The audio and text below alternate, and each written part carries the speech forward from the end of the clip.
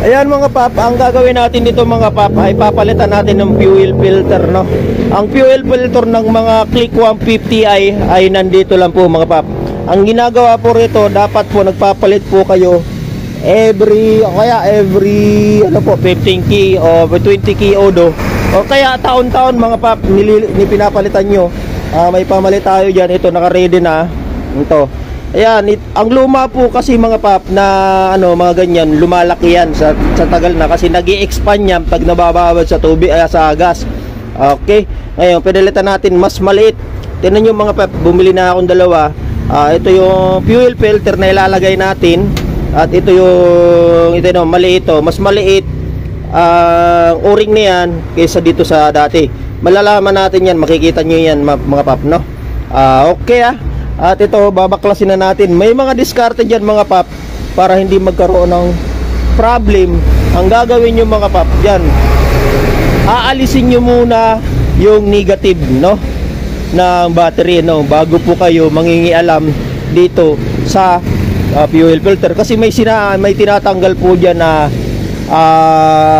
sakit na nagbumula yan sa ECU at sa mga wiring. May negative, may positive yan, para hindi magkaroon ng short circuit or mag-spark o masunog ang motor ninyo, or hindi kayo makasunog. Ang gagawin nyo mga pap, tatanggalin nyo muna ang battery, kahit negative lang mga pap, bago magpalit ng fuel filter. Diskarte, tatanggalin natin yon, no. Ayan mga papa, tinatanggal ko na. Ganyan ang pagtatanggal. Kasi itong bumili po akong itong apakan na ito, para hindi po mapasok yung dumi. Napakahalaga po ang may ganito mga pap, para yung dumi hindi nagsushoot dito basta-basta sa gilid. Kasi kung wala pong sapin yan, apakan na yan, nagiging problema dyan. Ito, sumisiksik dyan ang dumi po mapasok sa gilid. Tapos napakahirap pong tanggalin yung ito. Yan, ganyan po ang diskarte mga pap, no? Yan, i-share ko sa inyo paano ang technique pagtanggal, palit ng fuel pump filter. Kaya kung gusto nyo magpalit, tulad yan, di ba mga pap? Yan yung technique, tanggalin nyo yan. Ganito ang mga diskarte mga pap. Basta pag may pinakikialaman kayo dyan sa wiring, ang gagawin nyo po, tatanggalin nyo lang po ang negative. Pwede na po yung negative, no, para wala na siyang kuryenteng dadaloy sa buong system. Ayan mga pap, no, tatanggalin na yon. Ang diskarte ko dyan, para mas mabilis kasi tanggalin ang negative, kapag positive kasi mga pap, may takip pa ang positive. Ngayon negative lang ang tatanggalin natin dyan, no. Ayan,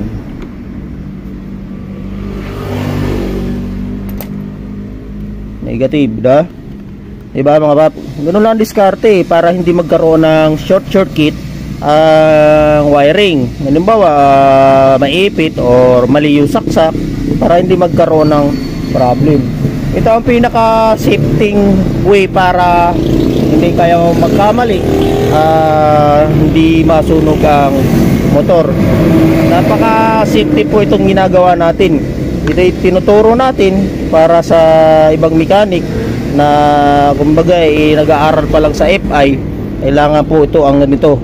Sabi nga, maging wise sa paggagalaw ng motor, no. At ito next natin, tanggalin natin ito. Yan. Yan. Madali lang ito mga pap tanggalin, kasi ganyan lang naman yan. Diba? Okay na yan. Bunutin nyo lang yan. Ang mga Click 150 ay ganyan po yan, no? Ito po kasi alam ko mga pap, naputol na to naputol na yan. Ganyan lang, okay. Ayan po mga pap, tulad dito mga pap, masikip, para hindi magkaroon ng problem. Ang mga Click 150i, madali lang po tanggalin ang mga niyan. Itong lock, tapos ito sabit dito, tapos itong mga bolt yan, tatanggalin niya para matahugot natin itong upuan, no. 10mm po yan, dali lang po yan, 10mm. Kukuha lang po kayong 10mm, na pantanggal. Yan mga pap, yung 10mm para matanggal, no? Oh, yan na mga pap, natanggal ko na yung upuan. Ayan na. Mabilis lang naman tanggalin basta may 10mm po ay pananggal. Pa mga ganito kasi medyo mahirap kasi may takip. Pero yung iba na ano, na motor na click, wala pong ganitong buo, no? Yung gilid, oh.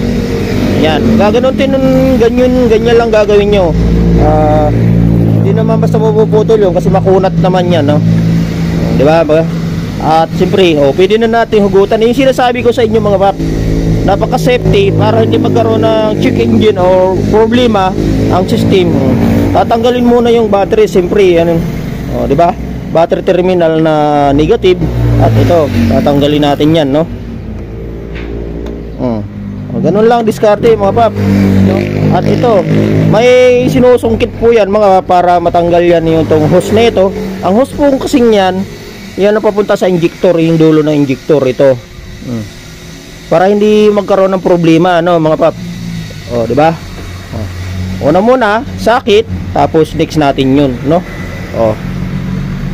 Okay. Yan mga pap.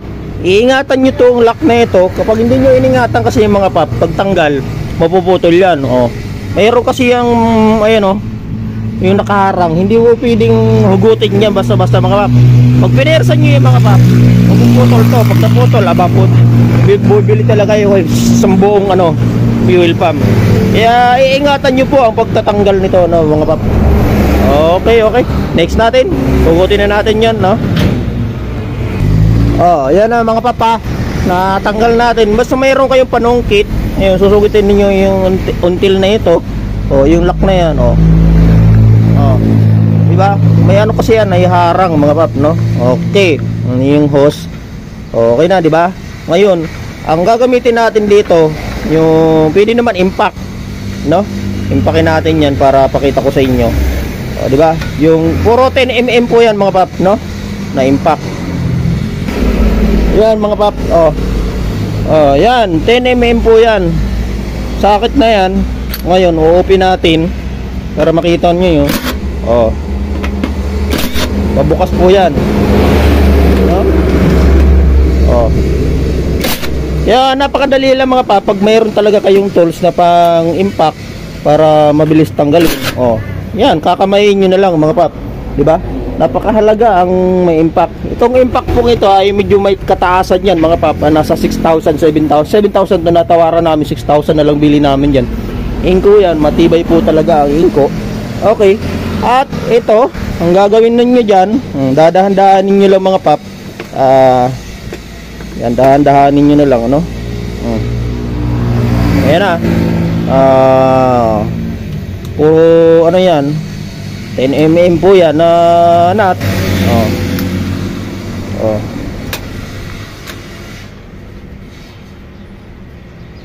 Marumi na ito mga pap, hindi pa ito napapalitan, kaya papalitan na natin, no? Okay, ayan. Basta dahan-dahan lang sa fuel pump mga pap, dahan-dahan lang ang pagtanggal, no? Ayan, nalagay natin dito para pakita natin sa inyo. Ito yung ipapalit natin, no? Bagong-bago yan mga pap, no? Fuel pump filter. Kaya kung may mga problema ang pupus nga, kinakapos gas, maaring ano yan. Ayan, tanggalin natin to. Palit ng fuel. Ito tinatawag na fuel pump filter. Palitan natin yan. Ano yan ba?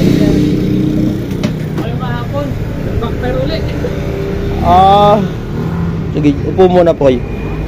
Ayan, papalitan natin yan. Ito yung papalitan natin. Ngayon, napaka-itim na, diba? Sobrang ng kalawang, no? May customer po tayo mga papayan dumating. Nagbabackfire daw ulit. Mamaya po, gawin natin ito. Tapusin ko lang po ito mga pap. Okay.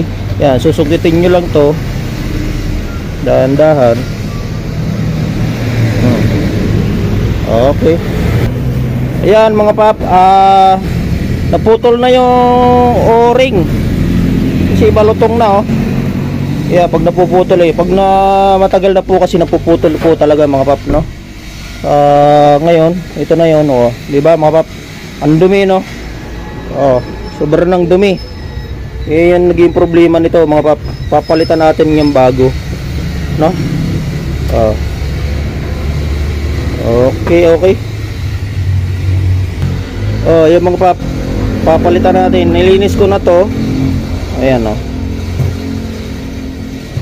Okay na yan, nalinis na natin yan. Kailangan ibabalik niyang maayos.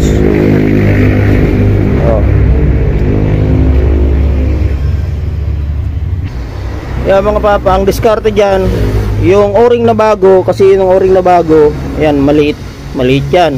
Ang diskarte dyan, lalagyan nyo po ng grasa o langis para pumasok dyan, hindi mahirapang pasok dun sa loob, no? Okay.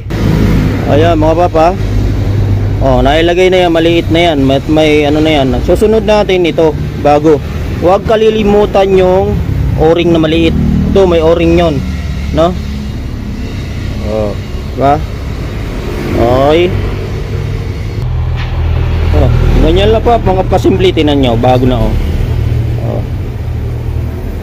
okay, ngayon lalagay ko na dito, diba? Ganyan lang mga pap, dahan-dahan lang.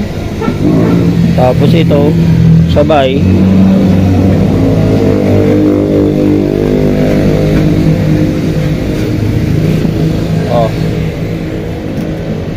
Ano lang mga pap, simple lang, di ba? Okay. Ayan ang mga pap, nailagay ko na ano. Naikpitan na natin yan. Dapat tamang-tama lang higpit ninyo at para hindi maputol o magkaroon ng problema. Ayan, okay na. Ikakabit na lang natin yung mga sakit. Okay. Yan, tapos yung lock. Ang diskarte dyan mga pap, lalagyan yung padulas, no? Yan, lalagay yan para hindi siya maputol, no? Mabilis pumasok, no? Okay. Yan na mga pap, nailagay na, malinis na yan. Bago na fuel filter, okay na, nahigpitan ng maigi. Eksaktong-sakto lang ang higpit at ibabalik na natin to.